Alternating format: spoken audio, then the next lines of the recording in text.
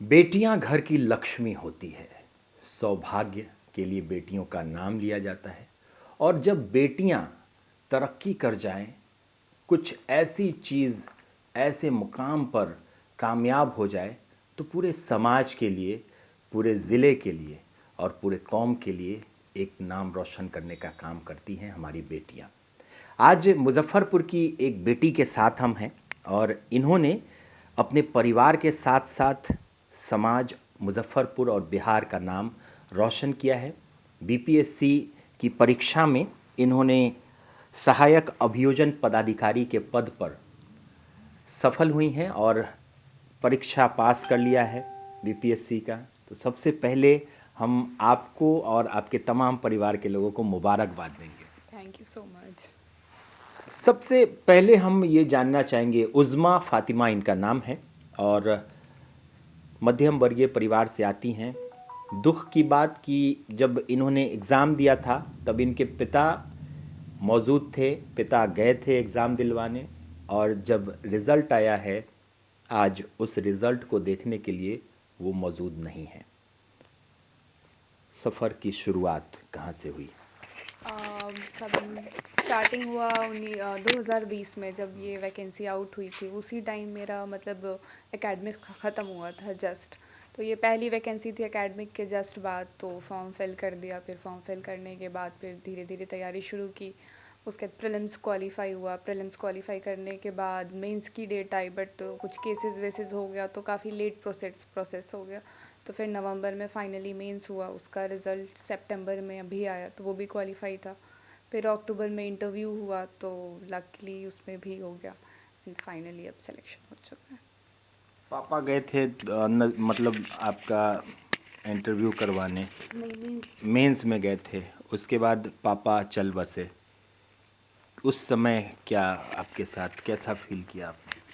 जब मतलब अब्बू, जब मेरा रिज़ल्ट आया मेंस का, तो उस टाइम अब्बू नहीं थे और वो बहुत कम टाइम हुआ था उनको गए हुए। तो वो एक बहुत बड़ा मेंटल ट्रॉमा था। उससे निकलना बहुत मुश्किल हो चुका था, क्योंकि आप पढ़ने के लिए आपको दिमागी तौर पे खुश रहना बहुत ज़रूरी है।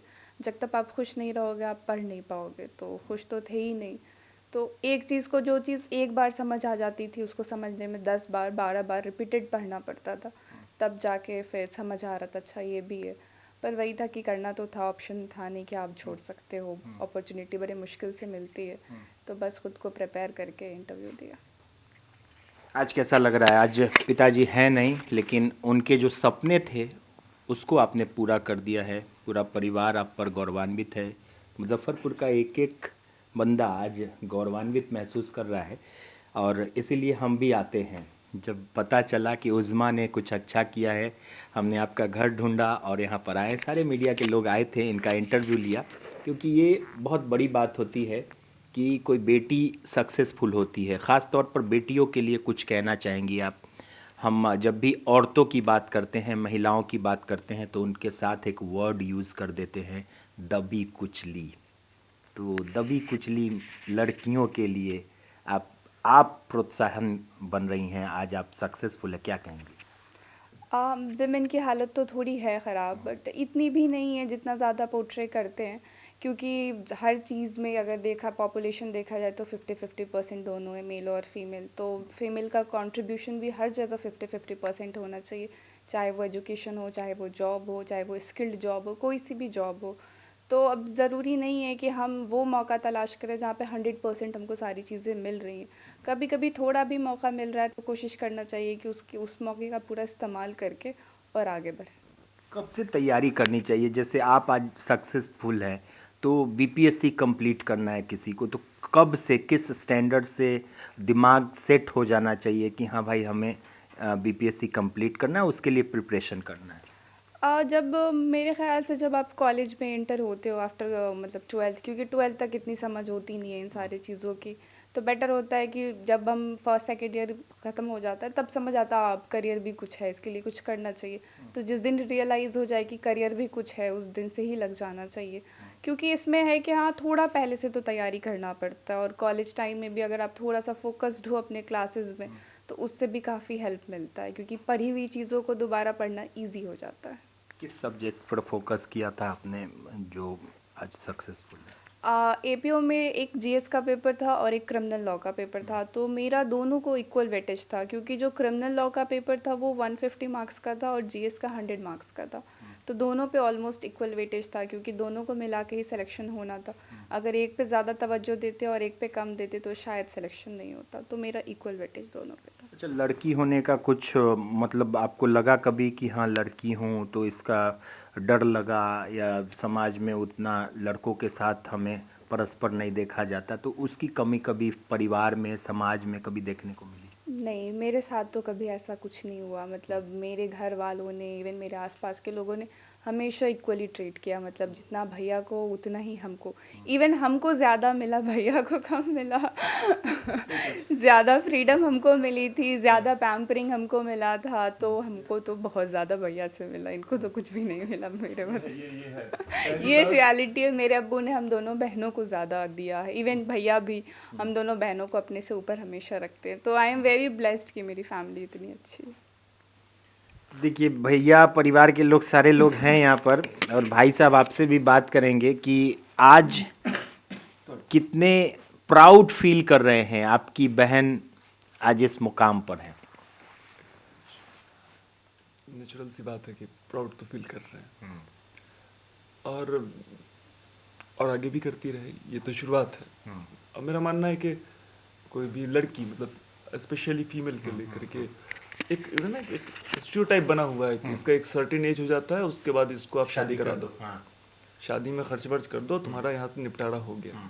लेकिन मेरा मानना है कि जापान में एक कहावत है कि मछली किसी को दो मत, मछली मारने का तरीका दो। तो इसको कोई भी फीमेल है ना, इसको मजबूत बनाइए। मजबूत बनाने का मतलब सिर्फ नहीं कि जॉब दे दीजिए, पढ़ा दीजिए, इसको पर इंसान बनाइए, ज़हनी तौर पे मजबूत बनाइए कि तुम किसी से कम नहीं हो, ना किसी से ज़्यादा हो। ये दोनों चीज़ है, एक बैलेंस फेमिनिज्म के साथ रहिए, और खूब सेवा दो, अपने समाज को रिटर्न दो। कि ये नहीं कि एकदम आइसोलेशन वाला ये एक ज़िंदगी होता है कि अपना कमाए, अपना ये बनाए, नहीं, तुमको भी रिटर्न बैक देना है।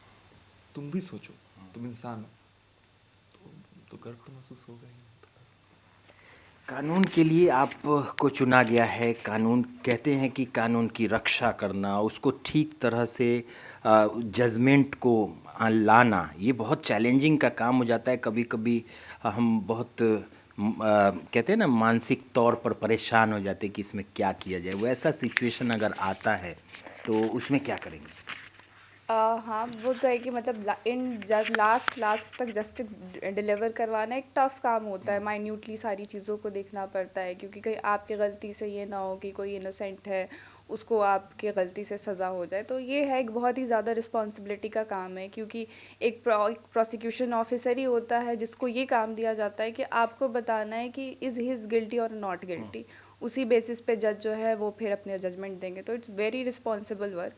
पर वही है कि अगर आप अच्छे से चार्जशीट पढ़ते हो, आप विक्टिम्स को अच्छे से इंटेरोगेट करते हो, उनका स्टेटमेंट लेते हो, उनसे बात करते हो, केसेस को अगर आप पर्सनली अपने तौर पे देखते हो, तो शायद ये इतना टफ नहीं है, क्योंकि क्रिमिनल जस्टिस सिस्टम पूरा का पूरा एविडेंस पे चलता है। अगर आप एविडेंस को अच्छे से स्क्रूटनी करते हो तो शायद जहाँ तक लगता है कि जस्टिस का कभी मिस कैरेज नहीं होगा इन केसेस में। अच्छा, लड़की हैं आप, महिला हैं, तो आगे क्या मतलब लड़कियों के लिए ख़ास तौर पर बिहार में पिछड़ी समाज की लड़कियां होती हैं, दबी कुचली हैं, बहुत ज़्यादा पढ़ने का मौका नहीं मिलता, बहुत सोसाइटीज़ में ये देखा जाता है, तो क्या आप उनके लिए क्या करेंगी?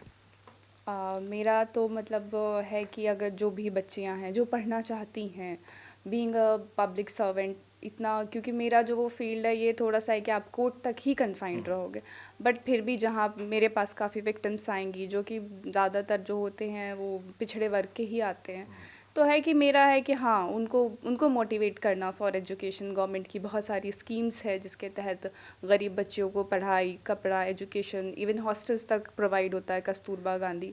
तो इन सब चीज़ों को उनको बताना, हो सके तो मेरे बस में होगा तो उनका एडमिशन करा देना, अथॉरिटी को इन्फॉर्म कर देना कि वो एरिया ज़्यादा बैकवर्ड है, आप थोड़ा उस पर ज़्यादा काम करो, तो इस लेवल पे कर सकते हैं उनके लिए। अच्छा, समाज में सर एक बेटी जब तरक्की करती है, आज सक्सेसफुल हुई, तो कैसा लग रहा है आज आपको कि आज आपकी बहन, आपकी बेटी घर की आज सक्सेसफुल हुई हैं? तो कितना सीना चौड़ा हुआ। बिल्कुल, ये बहुत खुशी की बात है हम सबके लिए, और छोटी बहन है और हम लोग को बहुत प्राउड फील होता है। और इस मुकाम पे आने के लिए इन्होंने जो मेहनत किया है, और ख़ासकर अंकल ने, जो अब नहीं है मगर उन्होंने जो आज समाज को एक सीख दिया है कि आप बेटी पे भरोसा कीजिए और उन्हें मौका दीजिए, वो भी बेटों की तरह आगे आएंगी और समाज के लिए वो एक बेहतर मुकाम लेके और समाज को बहुत कुछ दे सकती हैं।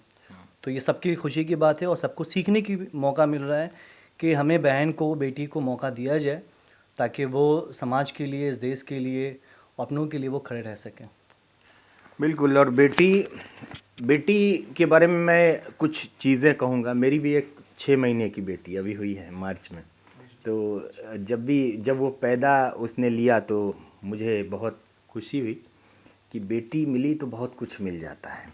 बेटी एक ऐसी दौलत होती है जो आपके पास नहीं रहती, लेकिन वो हमेशा आपके लिए कुछ ना कुछ करती रहती है। तो बेटियों के लिए चलिए बेटी को क्या आप कहना चाहेंगी? बेटियों के लिए कुछ संदेश हो, क्योंकि अब आप ऑफिसर हैं और ऑफिसर का एक संदेश जनता के लिए होता है, ख़ास तौर पर बेटी हैं, तो बेटियों के लिए क्या संदेश होगा? मेरा है कि ख़ुद पे कॉन्फिडेंस रखो, कॉन्फिडेंट रहो, ख़ुद के लिए करो, अपने लिए करो, ख़ुद को एम्पावर्ड करो, क्योंकि ख़ुद को एम्पावर्ड करना बहुत ज़रूरी है। आज के डेट में फ़ाइनेंशियली इंडिपेंडेंट होना फॉर अ गर्ल बहुत ज़्यादा ज़रूरी है। अगर आप फाइनेंशियली इंडिपेंडेंट है तो आप बहुत कॉन्फिडेंट महसूस करते हैं और आप कभी भी अब्यूज़ नहीं होंगे, ना डोमेस्टिक वायलेंस की शिकार होंगे, ना सोशली अब्यूज़ होंगे, क्योंकि मोस्टली केसेस में देखा गया है जो फीमेल अब्यूज़ होती हैं वो डिपेंडेंट होती हैं, अपने हस्बैंड पे डिपेंडेंट होती हैं, अपने फैमिली पे डिपेंडेंट होती हैं। तो उनको कुछ रहता नहीं है कि अरे मार खा लो, क्या है, मेरे पास कोई अदर सोर्स है नहीं, मैं कहाँ जाऊँगी। अगर आप हो, स्ट्रॉन्ग हो, इंडिपेंडेंट हो, तो आपको मार नहीं खानी पड़ेगी। आपके पास खुद आप लाइवलीहुड, सोर्स ऑफ लाइवलीहुड होगा और आप नहीं सहोगे। और हमेशा क्यों सहना, खुद को इतना स्ट्रॉन्ग बनाओ कि आपको किसी का सहना ना पड़े। मतलब अपने पैरों पर खड़े हो जाओ, जो आपको किसी के सहारे की ज़रूरत ना हो। जी जी। क्योंकि महिलाओं को हमेशा हम देखते बैसाखी की ज़रूरत पड़ती है और बैसाखी की तरह इस्तेमाल भी की जाती है। हमेशा हमेशा हमेशा अब शुरू से ही होता है कि कहीं जाना है तो अच्छा इससे पूछ के जाओ, कहीं ये करना है अच्छा उससे पूछ लो तो करना, ये करना है। इवन घर पे अपने ससुराल में मार भी खा रहे तो आप अपने घर पे नहीं आ सकते, अरे लोग क्या बोलेगा, तुम कैसे अपने ससुराल को छोड़ के आ। तो ये सारी चीज़ें से आप तभी ऊपर उभर पाओगे जब आप एजुकेटेड होगे। आज हम इंडिपेंडेंट हो चुके, तो मेरे पे ऐसा कोई पीयर प्रेशर नहीं है कि हाँ मार खा रहे हैं तो खाते रहो। आई एम इंडिपेंडेंट, जब मन करेगा हम कहीं भी जा सकते हैं। तो लड़कियों को खुद पे इंडिपेंडेंट होना बहुत ज़रूरी है। और कहीं ना कहीं आज जो इतना बैकवर्डनेस अमंग वेमेन देखते हैं उसके पीछे यही है कि पेरेंट्स अपने बच्चों को पढ़ाते नहीं है। ग्रेजुएट हुई, अच्छा लड़का ढूंढो और शादी कर दो, फिर क्या आपकी कोई आइडेंटिटी ही नहीं बचती, आप आइडेंटिटी क्राइसिस में चले जाते हो। हमेशा मिसेज़ वो के ही नाम से जाने जाते हो, कभी आपका खुद का नाम नहीं हो पाता है। तो बहुत जगह देखा जाता है कि उनकी कोई सुनने वाला नहीं होता। क्या आप सुनेंगी, उज़्मा फ़ातिमा सुनेंगी वैसी लड़की अगर अप्रोच करती है कि मैं आगे पढ़ना चाहती हूँ, मेरे फैमिली वाले नहीं चाहते, या कुछ रुकावट हो रही, उसमें आप उनकी मदद करेंगी? हमेशा, एनी टाइम, कभी भी, जब भी ज़रूरत पड़े हमेशा हम अवेलेबल रहेंगे। I try to convince their family. अगर मेरे स्तर से कन्विंस हो गया तो अच्छा है कि अगर आप अपने फैमिली की सपोर्ट के साथ पढ़ो तो आप बहुत मोटिवेटेड रहते हो। लड़के झगड़ के जब पढ़ता है तो माइंड में नेगेटिविटी होती है कि my family is not supporting me. But अगर मेरे बातों से कन्विंस हो पाए तो यस, आई विल डू। बिल्कुल। और सीख लेनी होगी उन बेटियों को जो आगे बढ़ना चाहती हैं उज़्मा से, और इन्होंने आज एक मुकाम हासिल किया है। लड़ना झगड़ना तो सबको पड़ता है, क्योंकि बेटी हैं आप, तो घर में नहीं लेकिन समाज में आपको कहीं ना कहीं बहुत कुछ सहन करना पड़ता है, तब आप इस मुकाम तक पहुंची हैं। और इन बेटियों के लिए, उन बेटियों के लिए जो कुछ करना चाहती हैं, बेस्ट एग्जाम्पल जो कि आपके सामने बैठी हैं, आप देखिए और इनसे सीखिए और इनके इंटरव्यू को और ज़्यादा आगे बढ़ाइए। तो अब्दुल्ला जी, कैसा लग रहा है, बेटी बहन जो है आज सक्सेसफुल हुई है? बहुत खुशी हो रहा है। आज हमारे घर में एक पदाधिकारी हो गई हैं, बहुत खुशी का माहौल है। ऐसे ही हम एक ऐड करना चाहेंगे एक जी कि एग्ज़ाम वगैरह होता था तो कितना बार क्या होता, हम अपने किसी काम के सिलसिले में हैं नहीं है शहर में, ये अब्दुल्ला साहब जो हैं, इनका ही जिम्मेदारी रहता था कि जाओ ले जाओ, मतलब कह सकते हैं कि he has played a great role, no doubt at all. तो ये तो है, तो और ये he is in active politics, तो एक एज एन आइडियल जो ये बोलेंगे वो literally he was always there. तो अगर जो कहे ना तो ये हम बोलना चाहेंगे, ये खुद अपने मुंह से नहीं बोलते। इसमें मैं बस यही कहता हूँ कि जो बेटी होती है ना, बेटी समाज की होती है। उज़्मा सिर्फ आपकी बहन नहीं है, उज़्मा मेरी बहन भी है और उज़्मा मुजफ्फरपुर के हज़ारों लोगों की बहन है। तो बेटी समाज की होती है, बेटी एक की नहीं होती है। आज उज़्मा फ़ातिमा बनी है तो मुजफ्फरपुर का सर गौरवान्वित हुआ है और प्राउड फील कर रहे हैं हम लोग। बिल्कुल, बहुत खुशी का माहौल है। काफ़ी लोग कॉल कर रहे हैं, बधाई दे रहे हैं।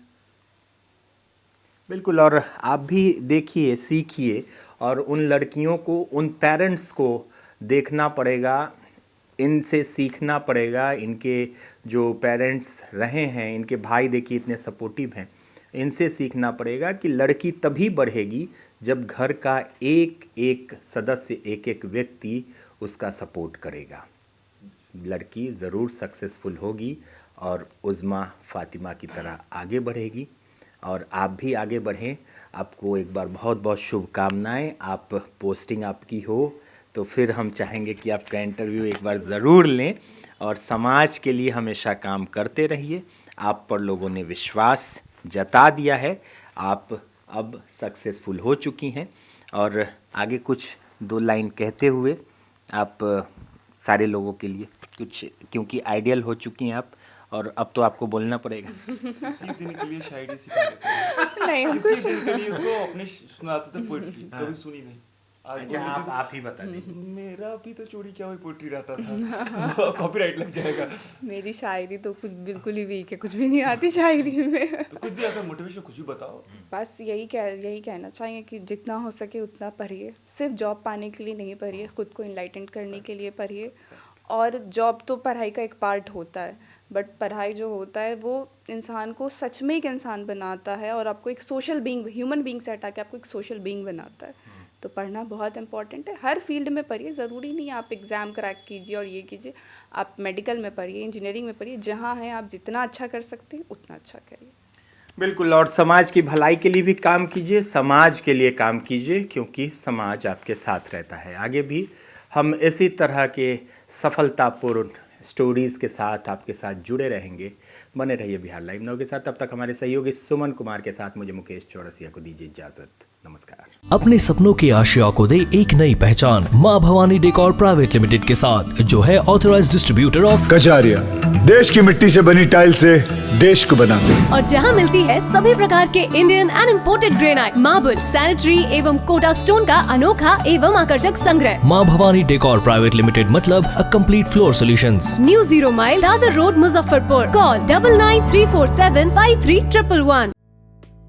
बालाजी इंटरनेशनल स्कूल, यहाँ सिर्फ टीचिंग ही नहीं, स्मार्ट, डिजिटल, पेपरलेस और मॉडर्न टीचिंग मेथड के जरिए बच्चों को शिक्षित किया जाता है।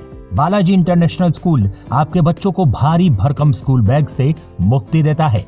यहाँ बच्चों को हाईटेक स्मार्ट क्लास के जरिए पढ़ाया जाता है, जो बच्चों को बौद्धिक और मानसिक रूप से विकसित करता है। यहाँ योगा, डांस, पेंटिंग और क्रिएटिव लर्निंग क्लास के द्वारा बच्चों के चौमुखी विकास को निखारा जाता है। बालाजी इंटरनेशनल स्कूल में project and sets based teaching method का इस्तेमाल किया जाता है। भारत सरकार द्वारा लागू नई शिक्षा पद्धति के आधार पर पाठ्यक्रम निर्धारित किए जाते हैं। बालाजी इंटरनेशनल स्कूल, हम सिर्फ पढ़ाते ही नहीं, भारत का भविष्य बनाते हैं।